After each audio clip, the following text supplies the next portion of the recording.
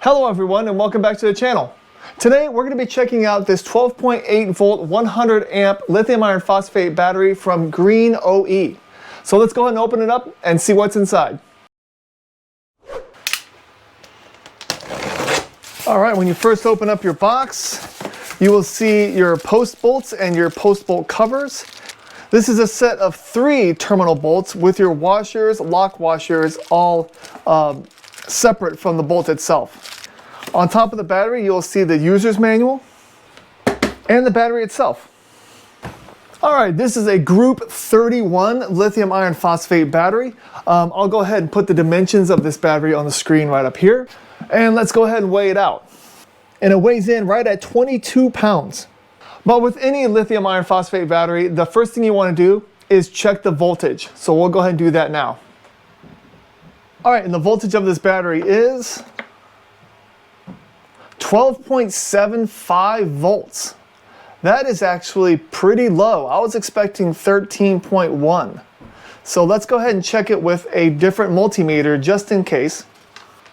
And with a different multimeter, we are still getting, well, we got 12.76. This battery is actually lower in voltage than I expected, which probably isn't a bad thing. 12.7 is not dead by any sense, but it's like 20 to 30% of the capacity of the battery. So the specs on this battery are pretty typical for your 100 amp hour 12.8 volt lithium iron phosphate batteries. It does have a 100 amp BMS. That means that we can do a maximum continuous discharge of 100 amps at 12.8 volts, which gives you right at 1280 watts continuous. It does say that it can handle 200 amps for up to 3 seconds, so we'll be testing that in a little bit. And the documentation does say that the charging rate shouldn't pass 50 amps. We'll go ahead and use a 20 amp charger on this because you really should charge your 100 amp hour batteries at a 0.2 C rate, which would be 20 amps. It also does say that it has low temperature charging protection, so we'll be testing that as well by throwing it in a cooler at like 28 degrees Fahrenheit and then trying to charge it. But for now, what I'm going to do is I'm going to go ahead and throw it on the charger, charge it up all the way, and then do a discharge test to make sure that we're getting at least the 100 amp hours that we paid for. So as soon as I get done with that, I'll be right back. Alright, well, the capacity test is done for the GreenOE 12 volt 100 amp hour lithium iron phosphate battery, so let's go ahead and look at the results. Okay, what you can see is, first of all, let's look at the capacity, which is 107.96 amp hours. And if we look at the voltages, in the first 5% of the test, the voltage was down to 12.865, which is a little bit lower than what I'm used to, but really that's no big deal because look at the voltage curve. I mean, at the 5% point, it's 12.865. You know, at the 50% mark, it's only 12.65. So that's only 0.2 of a voltage down from 5% to 50% of capacity. And then right before it drops off, you can see at the 90th percentile, you're still looking at 12.25 volts. So a very good voltage curve when it comes to the discharge test. Alright, so we're going to go ahead and do a high amperage test to see if it does have high amperage protection. Alright, for this high amperage test, we are going to be powering this 1200 watt heat gun for 5 minutes just to make sure that the battery doesn't do anything weird. It should be able to handle it just fine, but then after that 5 minutes, we're going to start stepping it up a little bit to see when it actually shuts off. It does say that it can handle 100 amps continuous and 200 amps for 3 seconds. But what does it do between 100 and 200? That's kind of what I want to find out. So let's go ahead and start this 100 amp test right now.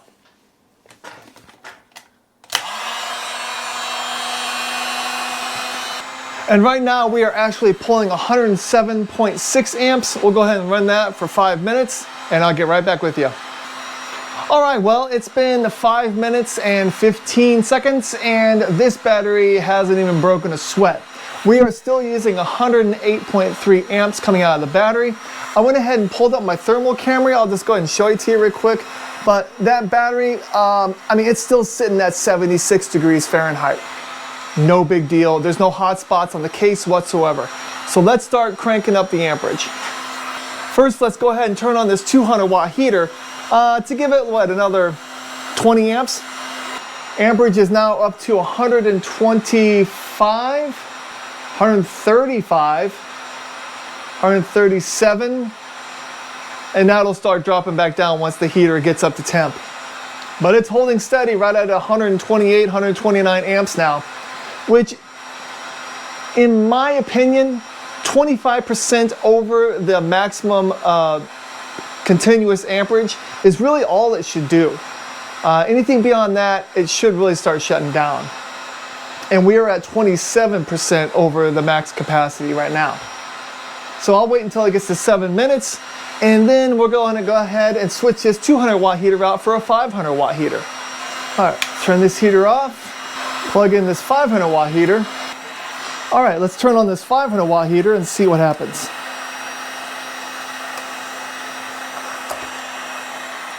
All right, amperage is going up to 150, 160 amps.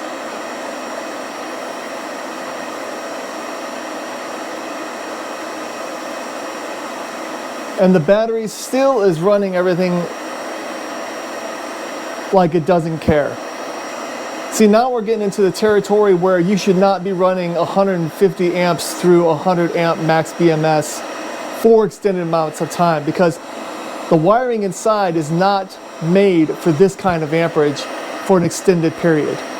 So we'll give it another 10 seconds, and then we'll go ahead and boost up the amperage a little bit more.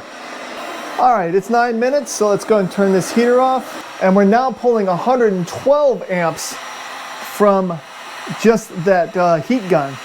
But we're gonna go ahead and apply another 1,000 watts now, so we're doubling it again. And this should really put it over the edge. Okay, ready? 3, 2, 1. Now we're at 208 amps. It should only power this for a few seconds.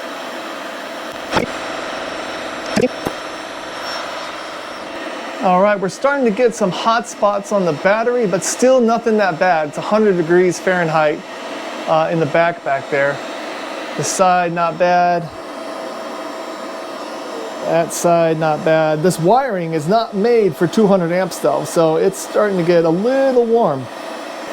But yeah, I'm actually happy to see that, well, it's 160 degrees at the terminals.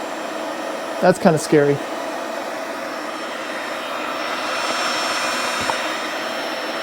All right, let's shut this down. All right, after my testing, I do believe that this battery does not have any kind of high amperage protection. That's not really a deal breaker, but you do want to make sure 100% that you have a fuse on your wiring going to your inverter or your other equipment. You cannot rely on the BMS in the battery shutting off if you have an over amperage event. So the next thing we're going to do is we're going to go ahead and throw this in a 12 volt cooler. I'm going to set that cooler for about 28 degrees Fahrenheit, or what's that, like -2, -3 degrees Celsius. And I'm going to leave it in there for like 24 hours to make sure it gets nice and cold. And then we're going to try to charge it to see if it has cold temperature charging protection. So I will see you tomorrow.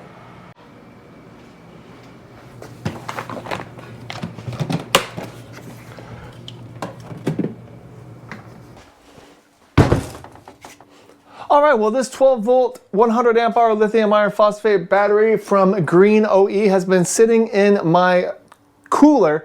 So let's go ahead and try to charge it and see if the low temperature charging protection works. We'll go ahead and put the positive on here. And then as soon as I put the negative on, this light right here should go from a solid green to a solid red. So let's go ahead and try it out. Actually, it's blinking red. That means it's charging.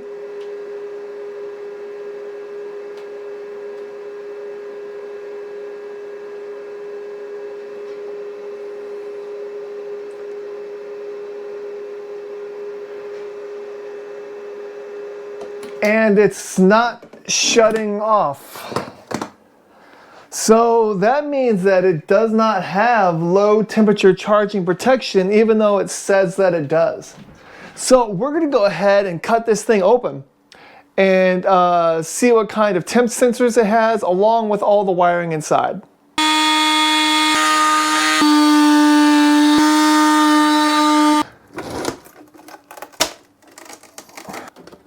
All right, finally got it cracked open.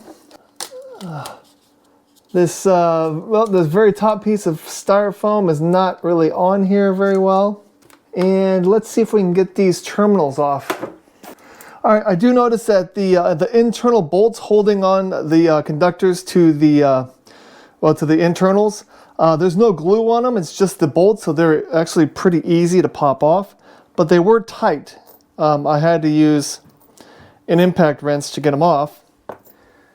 Let's see. Let me tape this up. You know, I think I might have done that when I was taking the lid off, but still, this should be covering a lot more of that wire. This one looks good over here. The positive looks good. The shrink wrap on this one is a little light on this part of the wire. It's more towards the lug. All right, looking at the inside of this battery, here's your negative terminal and your positive. And it looks like, yep, there are 4 prismatic cells. They are on their sides, so the terminals on the cells are right over here. There is a ton of glue holding this thing in. All right, I also see here's all the balance leads and the negative balance lead right here. It looks like there are some temperature sensors, maybe right here, but I mean, gosh, there's so much glue, I can't. You know, with this styrofoam piece right here on top of the cells, I'm really wondering if it's blocking the pressure valve. So I'm going to go ahead and just cut this completely apart to actually get the whole battery out.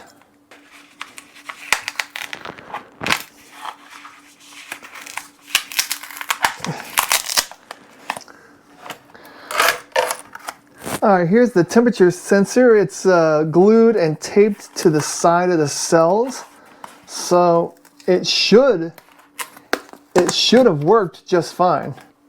I do notice that they do have epoxy board in between the cells, which is good. I guess I'll just cut this other side off too. All right, and yep, that's what I thought. The pressure relief valves are completely covered by this piece of high density foam. And look at these bus bars. I'm sorry, but these bus bars look very thin. The balance leads are soldered on there, and look at the solder job to the main negative. I mean, I can see all the wiring. And also the main positive, I can see. I mean, I'm sorry, but this is not good. This is not good at all. These bus bars are super thin. There's no hump for expansion and contraction. There was high density foam. You know, it was almost covering up these pressure release valves. I mean, there's probably a gap about that big, you know, just because it was on top of these bus bars. Let me try to scan these QR codes and see if these cells are any good. Okay, here's what I got. I'll go ahead and take a screenshot of this so you can look at it. But it does say the cells are Cornex. They are LiPo4. It doesn't have capacity or energy in there. The production date is September 16th, 2024.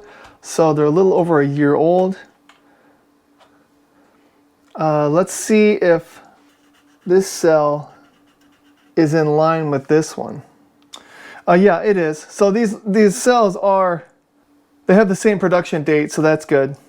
So the cells look good. There's no bulging going on in the cells at all, which is nice. I'm sorry, these bus bars, that scares me. The laser welding on the bus bars is good, but these bus bars, I don't know about these bus bars. The soldering of the main positive and the main negative is, in my opinion, terrible. I don't like solder jobs on bus bars when it comes to the leads. Also, I feel like they should be screwed on, but that's just my opinion. The BMS itself has no distinguishable features whatsoever. It has no labeling at all. I do notice that it's on there crooked, so a part of it is actually hanging off of the fiber board that is on between the cells and the BMS. So yeah, when it comes to quality of the internals of this battery, you know, I give it a fail in my opinion. I don't even want to bother testing the low temperature or high temperature because of the quality of the workmanship of this. I don't agree with it.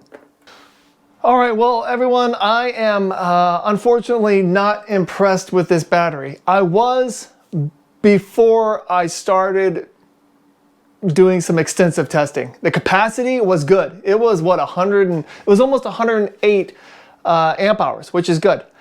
And it was able to do the high amperage test. You know, it could handle 100 amps continuous, no problem.